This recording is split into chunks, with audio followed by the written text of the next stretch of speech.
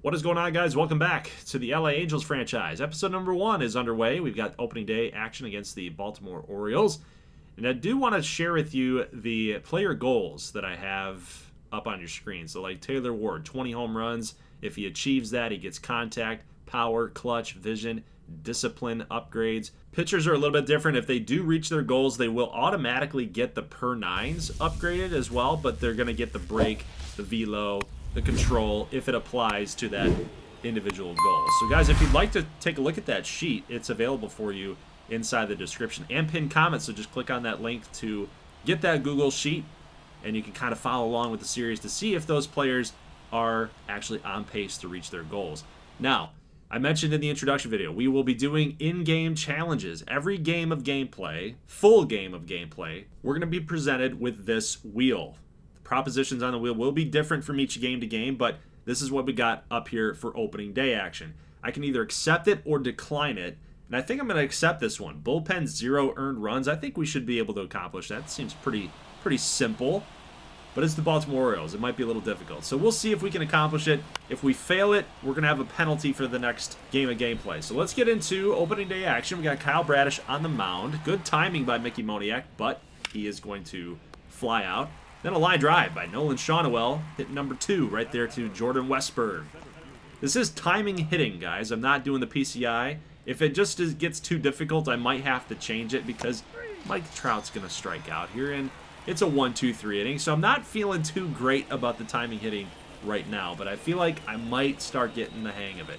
Patrick Sandoval taking the mound here for opening day against the Orioles, and right now it's looking pretty good. So this is also classic pitching. I just want the ratings to matter from hitting and pitching from both of those perspectives. I don't want the user input to dictate too much of how players play on the field. Plus, you can see that happening here with our defense. Rendon's just a one-button push. And then here, 2-2 pitch to Adley Rutschman. That's going to be the line drive base hit. And no ball marker. Okay, so it's going to add a little bit more of a challenge with pop-ups and fly balls, things of that nature. So here's Anthony Santander with a deep drive to left field, and Taylor Ward is there, making a nice catch. Doesn't have a ton of speed, about 64 speed out there, so he's definitely going to have his struggles in left field, but still a solid defender. Kyle Bradish is going to get Brandon Drury to strike out. Number 5 hitter here, Taylor Ward's coming up. We just talked about his defensive ability. Offensively, I like him, but he's going to fly out here. So out number 2. Top second still, number 6 hole hitter, Logan O'Hoppe. Ground ball, but again, good timing off of Kyle Bradish, who's just still looking for that solid base hit. Little looper from Jordan Westburg, and falling right in front of Taylor Ward.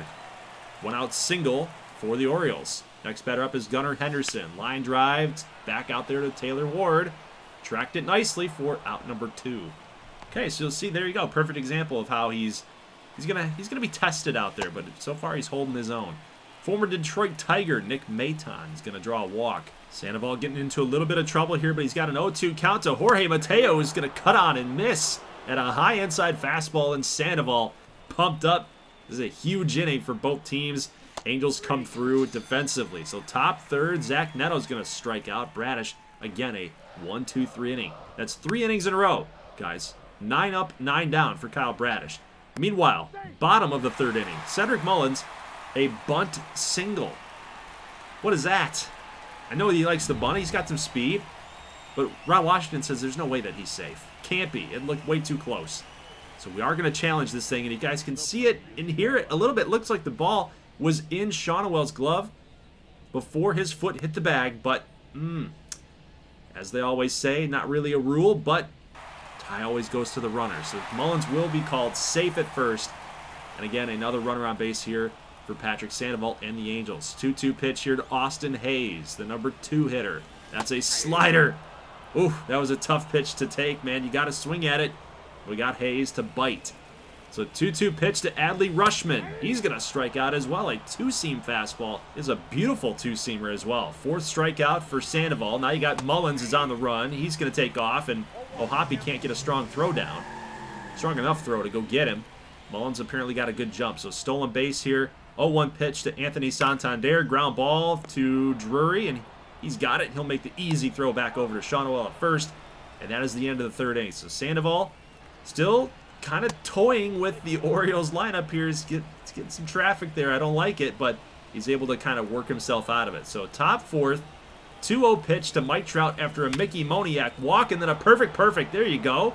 Now we're starting to get the timing going here, guys. That's going to be a double. Moniak headed for third base. He'll get in there standing up. It is a one-out double by Mike Trout, and now it is going to be up to our number 4 hole hitter, Brandon Drury.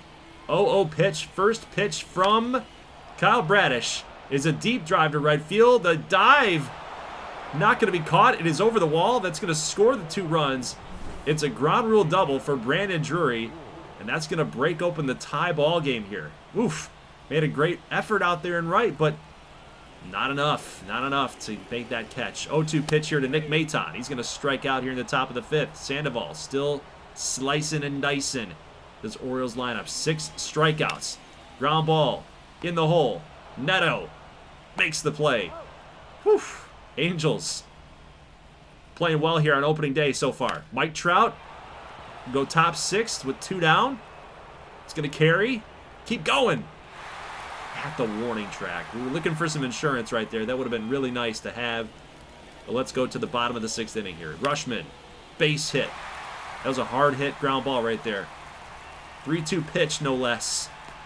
Circle changeup, and Rushman knew just what to do with it.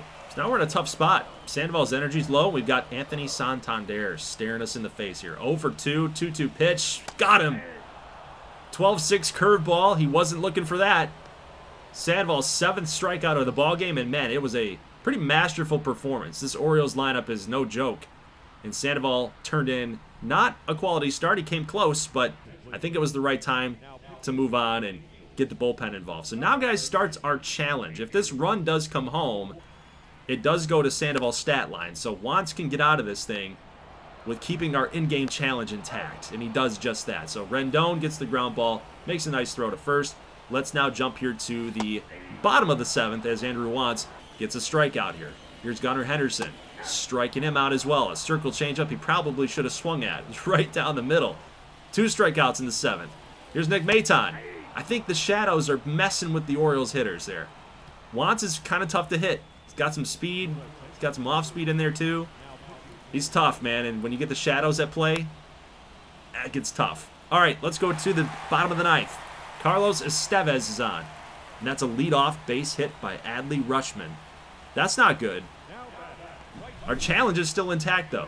No runs given up by the bullpen. No earned runs, but Rendon's got to make a little bit better of an effort there. A little bit better of an effort. Here's a ground ball. Shawnowell looking for the double play. He overthrows Neto at second base. Taylor Ward firing this back into third, but Rutschman's going to get in. And now runners on the corners. The tying runs are on base. The winning run is at the plate. Dude, you got to calm down and make that throw. That is brutal.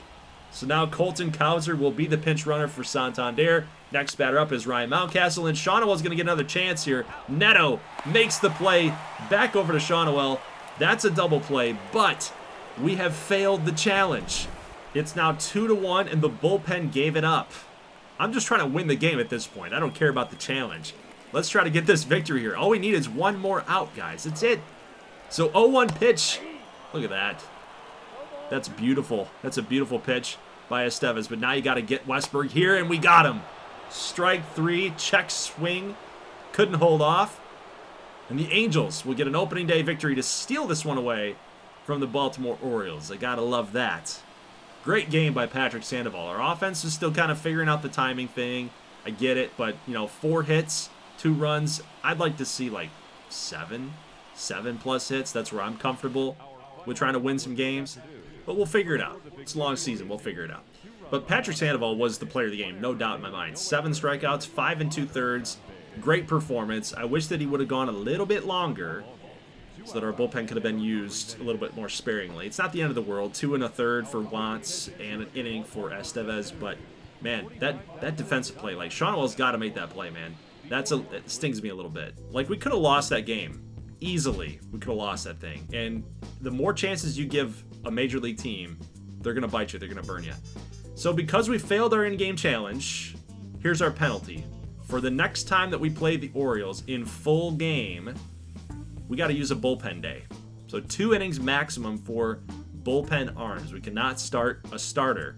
Could be like a Tyler Anderson start, Jose Suarez start. Haven't yet decided on what that's going to be because we do play the Orioles later on in April. So game number 2, Baltimore will shut us out. We did have 7 hits, but we also had 8 strikeouts. So again, the strikeout numbers, we have a lot of those happening in these last 2 games. We got to get that figured out. Corbin Burns was a machine.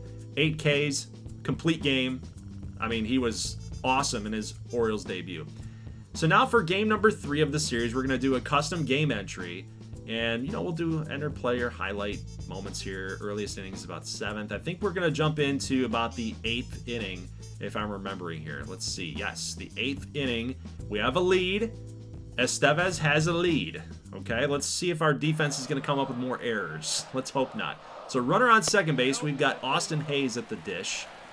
1-0 pitch here. Hayes is going to take that inside. I'm thinking maybe we want to go outside here with this fastball. Potentially. But again, with that classic pitching, you never know. Rendon, ground ball. Could have tagged the runner at third, got him into a pickle. But it's okay. You take the easy out with 2 outs. So we get the job done there. Let's go to the top of the 9th. Brian Baker. He's going to hit Brandon Drury for the first runner on base. So Logan O'Hoppe comes up and promptly cuts at the second pitch he sees and fouls out. That's not a good at-bat. We got to work the count just a little bit more, but apparently he liked it. Luis Rengifo, ground ball, second base, first base, double play. That's the end of the top of the 9th. So let's go bottom 9th. Orioles have a chance to walk it off. Let's make sure they don't do that, or tie the game at least. Strikeout here on Rushman, strikeout here on Santander. We've shut those 2 guys down for the most part here in these first couple of games. So Gunnar Henderson's now up, 1 for 3 with a double here in simulation. But Estevez, got to be careful with him, okay? So he's that left-handed batter. He can pull that thing over that scoreboard in right field. Definitely don't want that to happen. Slider inside, looking like that might be a setup pitch here. 1-1. Yep, we're going to try to shoot for that outside corner, but here's a line drive. Going back is Ward. That ball is gone. Solo shot for Gunnar Henderson. We were trying to shoot for the outside corner with the slider, but it caught way too much of the inside part of the plate. We'd just given that a pitch before, and Henderson knew exactly what to do, man. Solo shot for Henderson, and the Orioles have now tied the game up, and we are going to extra innings. So the extra inning rule is intact here for this series, guys. We do have a runner on second base here in the top of the 10th. Normally, I don't like to put that on, but again, I've said that this is going to be the most immersive series that I've done, so I want to keep it as true to form as possible. But take a look here. Zach Neto, ground ball, and Ramon Urias. What is that? Shades of Manny Machado out there. Brooks Robinson in that Orioles uniform. Unbelievable play. Rendon's going to lift a fly ball out there to left field, and Hayes has got that one. So that's the end of the 10th inning. We had a chance to move the runner over. We had a chance to score him. We had 3 opportunities to do that, and we didn't do it. So next batter up here for the Orioles is Ryan O'Hearn. That's a base hit right off of Luis Garcia. I'm not comfortable with Estevez right now, especially after giving up that solo home run. So we got to rely on our bullpen arm, and it's Luis Garcia. So he's got to clutch up here. Jorge Mateo is going to pinch run at third base. Next batter up is Ryan Mountcastle, and that is going to do it. A deep fly ball. Even if Hicks catches this thing, we are not catching Jorge Mateo. And the Baltimore Orioles will walk it off and win this series 2-1. I think it just comes down to our offense. Our offense just didn't show up in this series. Only scoring 1 run here in game number 3. Nothing in game number 2. And we had the 2-run double by Brandon Drury in opening day in game number 1. So our offense has got to find a way to kind of get this monkey off of our back here. Maybe it's just early. Maybe we'll figure it out later on in the month of April, but it's a little concerning at this point, just a little bit. Mike Trout, I want to get him going. We got to get Drury going. We got to get Taylor Ward. These are big pieces of our offense. Got to find a way. Got to find a way here. All right, let's get now to an opening day weekend snapshot here. Let's see how all the standings are shaping out. We got the Blue Jays in first place at 3-1. The Red Sox and Yankees both 0-4. This is a way too early look at your standings. I get it, but it's kind of good just to get a feel for how the rest of the league is shaping out here. Phillies are 0-3, by the way, so that's a tough start. A lot of the favorites of each division are not doing very well right now. You got the Cubs at 0-3. Of course, the Dodgers, they're the favorite in the West at 5-1. It's kind of hit and miss. Some of the favorites are doing well. Some of the favorites are not doing so well, right? We will simulate the 3 games against Miami, and of course, we do have our first injury of the franchise series popping up. It is Jose Suarez. He's out for 1 to 2 weeks. Not enough for a DL stint. I don't feel like we can operate with 25 guys. Just keep him active and see how he's going to progress through that injury. So now, moving out to scouting. Week 1 of 14. What are we going to do? Well, we're going to send one scout to look at pitchers out west, to discover pitchers out west. And then what I think I want another scout to do is actually scout the position that's being discovered. So I kind of want those 2 guys running in tandem with each other. I am interested in this guy, Will Stedman.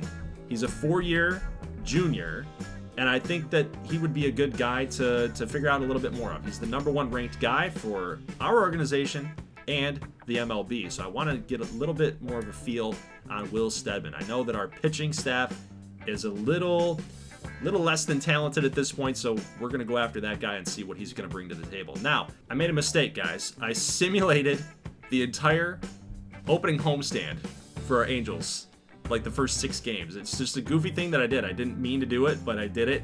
I have autosave on, so can't really go back at this point. But I think I got penalized for doing that by the show gods, because now we're out Nolan Shonewell for about 2 months. So 60 days is going to be his time on the DL. So we got to find a replacement here. And right now I'm kind of looking at middle infield, like maybe Paris comes up, maybe Plasencia comes up. We got guys that can play first. We got Sano up there, we got Drury, both those guys can play first. And I'm kind of looking at, I didn't realize that Aaron Hicks, I thought he could have played first. He's tall enough to do it, I don't know. But he's purely an outfielder. But I found Hunter Dozier sitting here in AAA. Deep potential player, not on the 40-man. I just don't think that anybody's going to even pick him up, even if we removed him from the 40-man, once Shonewell comes back. So at this point, I think it might be good for competition for that first base job between Sano, who hits lefties really well, and Hunter Dozier, who hits righties better than Sano. So it is a tough break to lose a guy like Nolan Shonewell, 69 A potential 22-year-old dude, who I was really relying on for this lineup. But out for 2 months, we have to have a positional battle here. Who's it going to be? Is it going to be Sano as the full-time guy, or is it going to be Hunter Dozier as the full-time guy? Maybe they end up platooning. That could be an option as well. But the lineup structure does have to change a little bit here. Left-handers, we got Aaron Hicks is now going to start in left field because he does hit lefties a little bit better than righties. So we got some platoons all over this lineup here. Not a comfortable feeling losing a guy like Shonewell now that the lineup has changed so much. But next time I see you guys, we're going to get Hunter Dozier versus Miguel Sano. That's going to be the episode. It's going to be position battle for first base. Who's going to win it? I'll see you guys in the next one. As always, thank you so much for watching, and peace.